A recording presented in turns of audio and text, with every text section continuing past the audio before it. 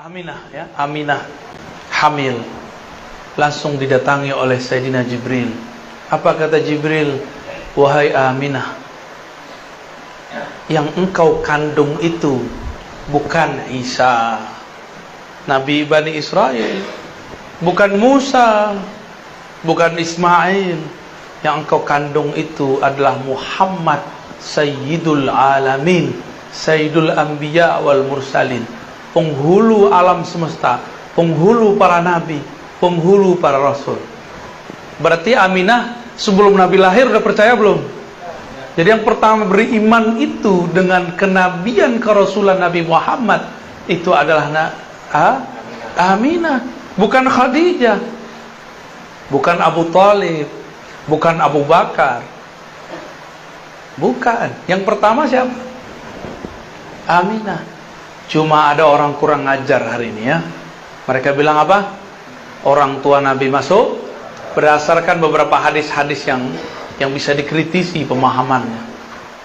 Nabi Isa dipersiapkan tubuhnya oleh Allah masuk ke dalam rahim yang mana pemilik rahimnya Maryam memakan buah-buah surga. Itulah sebabnya Nabi Isa tubuhnya kuat. Hanya Nabi Isa yang diizinkan Allah nanti bunuh Dajjal. Kenapa dia doang yang kuat? Tapi di atas dia ada Mahdi. Al-Mahdi itu pewaris langsung Nabi Muhammad. Jadi nanti Nabi Isa kalau lihat Mahdi yang kelihatan sama dia Nabi Muhammad. Sirnya itu, wah ini Nabi Muhammad nih. Tapi kok mukanya beda dikit ya? Cuma dilihat nasabnya, oh masih nasab Nabi Muhammad. Terlihat nama dia itu Nur Ahmad, Nur Muhammad Sallallahu Alaihi Wasallam. Itulah rahasianya kenapa saya tulis Muhammad di atas, Isanya di bawah. Al-Mahdi itu nanti pewaris, ditaruh pewaris itu keadaan di kiri aja ya. Mahdi, Al-Mahdi. Walaupun dia bukan seorang nabi, tapi dia mewarisi nabi, pemimpin para nabi. Gimana kira-kira? Makanya Nabi Isa tetap jadi makmum. Nabi Muhammad udah nggak kelihatan, Al-Mahdinya ada. Nanti yang jadi makmum tetap Nabi Isa, yang jadi imam tetap Al-Mahdi, karena dia pewaris mutlak Nabi Muhammad Sallallahu Alaihi Wasallam. Pewaris mutlak. Jika Nabi Muhammad ada pewarisnya Al-Mahdi, Nabi tadi ada berapa jumlahnya? 124 ribu. Di akhir zaman inilah yang akan berjuang. Namanya wali.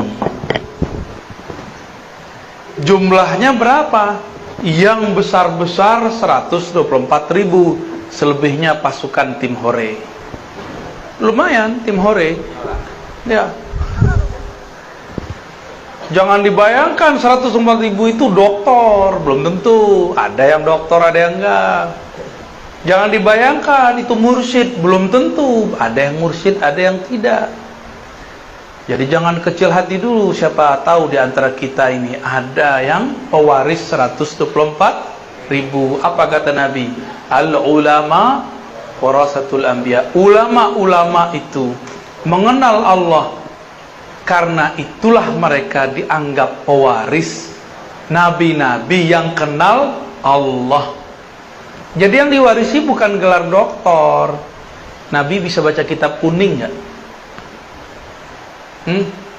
Kitab kuning belum ada di zaman Nabi. Belum ada kan? Belum apa udah ada? Kalau udah ada, berarti bukan Nabi Muhammad tuh. Jadi siapa yang bisa baca kitab kuning di sini? Jangan GR dulu. Antum belum tentu pewaris Nabi Muhammad. Nabi Muhammad itu ummi. Tapi ummi itu ada maknanya, yang bersifat induk. Kalau secara harfiah ummi bisa berarti tidak bisa tulis baca, ya. Bisa tulis baca, ya. Tapi secara arti lain apa? induk sumber.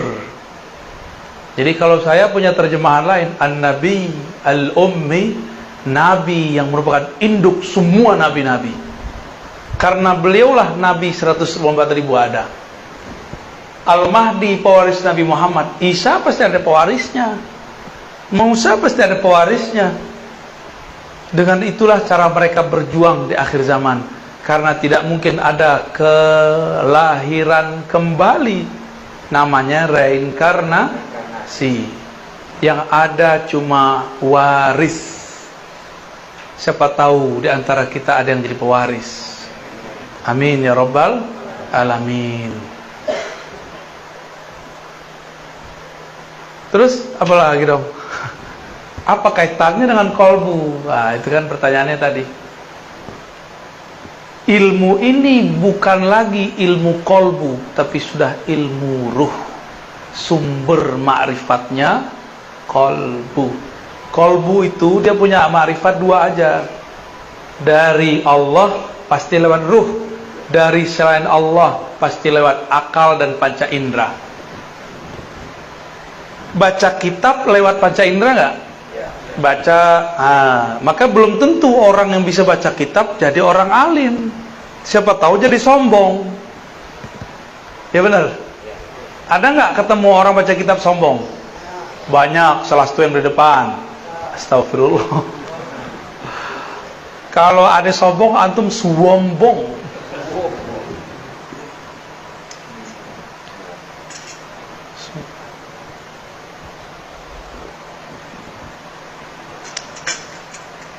Ada yang iri nggak? Kalau iri berarti kalbunya berpenyakit. Cuma ada yang nafsu jadi wali. Jadi wali itu adalah poros poin yang Allah tatap di bumi. Jika dulu Nabi adalah qulubul alamin, jantungnya, kolbunya alam, meninggal para nabi. Nabi-nabi sudah wafat belum? Wafat. Benar, fisiknya. Terus ilmunya dipindahin ke siapa? Dipindahin ke wali. Selama masih ada wali di muka bumi, Allah masih menatap.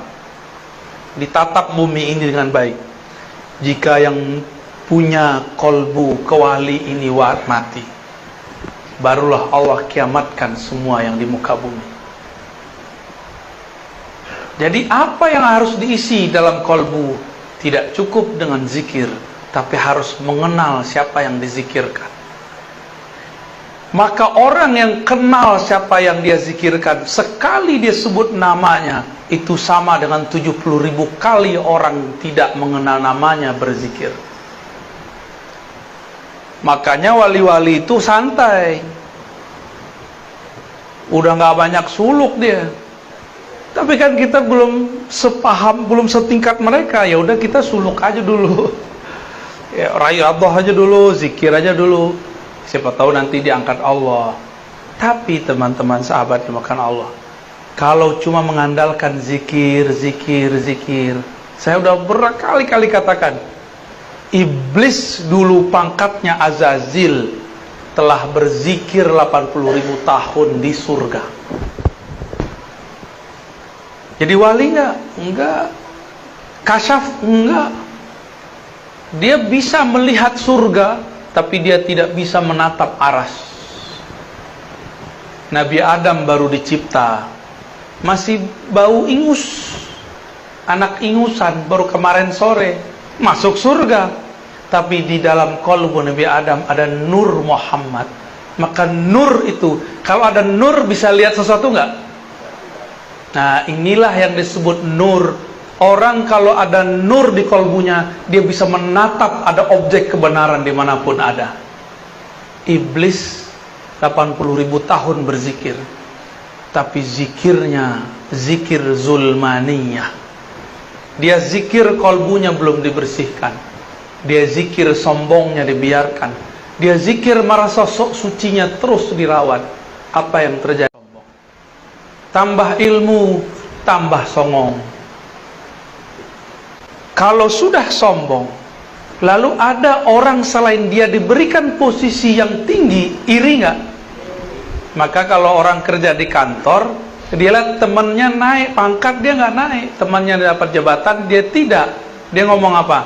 Saya kan lebih banyak kerja di kantor ini, kenapa bukan saya?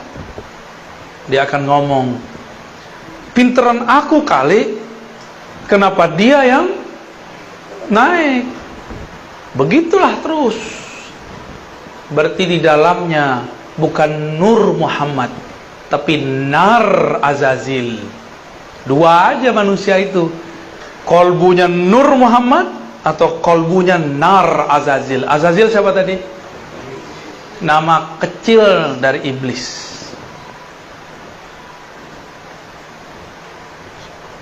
Gimana kira-kira? Yang suka nyolot terus, tahu nyolot? Marah puluh, kayak api, nyala terus. Itu nar di dalamnya. Ya. Maka kalau kajian nama yang punya Nar Azazil, panas kepala kita. Tapi kalau ngaji dengan yang punya Nur Muhammad, kepala boleh panas, tapi kolbu, ruh girang. Ada getaran-getaran indah di dalam. Getaran-getaran kerinduan kepada Allah Subhanahu wa ta'ala. Wali itu kolbunya alam. Kolbunya wali, tatapannya Allah. Ruhnya wali adalah percikan dari hembusan-hembusannya Allah. Maka jika si wali ini punya kolbu, dia kenal siapa yang dia sebut. Sama seperti yang dikatakan dalam hadis. Ini penutup kajian kita. Apa kata Nabi? Tidurnya orang yang alim lebih bagus, lebih afdol daripada ibadahnya orang yang jahil. Ada orang alim, arif, main-main aja, tapi dia kenal siapa yang mencipta alam. Kenal itu dimulai dari kenal nama. Semakin banyak nama yang dikenal, semakin tinggi ma'rifat. Kalau cuma nama alif lam lam ha, itu baru satu ma'rifat. Allah. Harus kenal lagi Ar-Rahman, harus kenal lagi Ar-Rahim, harus kenal Miminal 99. Baru namanya ma'rifatul asma. Baru satu nama diajarin guru, udah merasa alim aja. Belum, masih jauh. Ada lagi nama di dalam nama, nama di balik nama. Ibarat manusia, ini baru manusia, belum Allah. Bang Adam ini di sini namanya Bang Adam.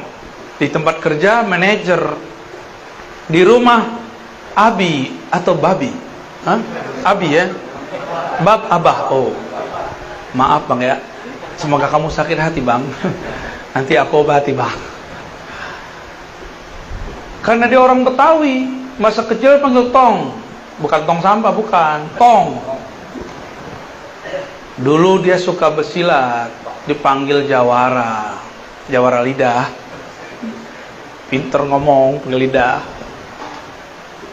Di organisasi pangkatnya tinggi, dipanggil ketua. Tuh banyak nama nggak? Kalau saya kenal semua sudut itu, berarti saya kenal dengan orang namanya Adam. Kalau baru tahu namanya Adam, berarti pengenalannya baru satu arah. Paham analognya? Jadi Bapak Ibu, ilmu yang kita dapat sekarang baru sedikit dari yang sedikit.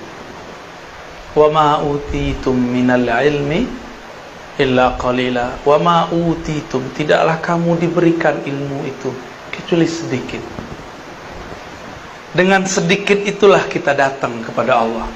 Kalau Allah terima, dia jadi banyak. Ya. Maka Bapak Ibu yang makan Allah, saya yang jahil ini, saya yang banyak dosa ini, meminta kepada Allah supaya Allah ampuni dosa saya dan kita semua. Saya yang jahil ini, yang tidak punya ilmu ini, meminta kepada Allah, semoga semua yang hadir Allah jadikan arif billah, kenal kepada Allah. Nggak kenal sekarang, semoga kenal sesaat sebelum wafat. Tidak kenal sesaat sebelum wafat, semoga diri syafaat di saat ditanya oleh Munkar dan Nakir. Nggak juga dapat syafaat ma'rifat di sana, semoga Allah berikan syafaat saat dibangkit. As-sirat.